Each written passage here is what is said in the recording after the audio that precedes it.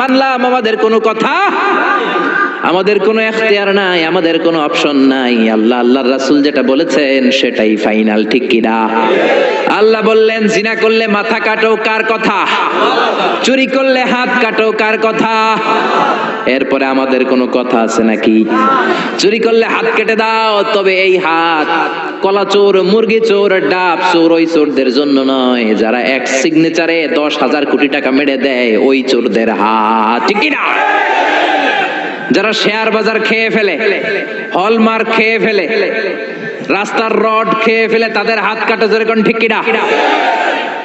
হাত কেটে দাও, কার কথা? জিনা করলে কোমর পর্যন্ত জমিনের মধ্যে গেড়ে স্টোনিং করে পাথর মেরে দেহটা উড়িয়ে দাও, কার কথা? নামাজ না পড়লে 5 বেদ দাও, কার কথা?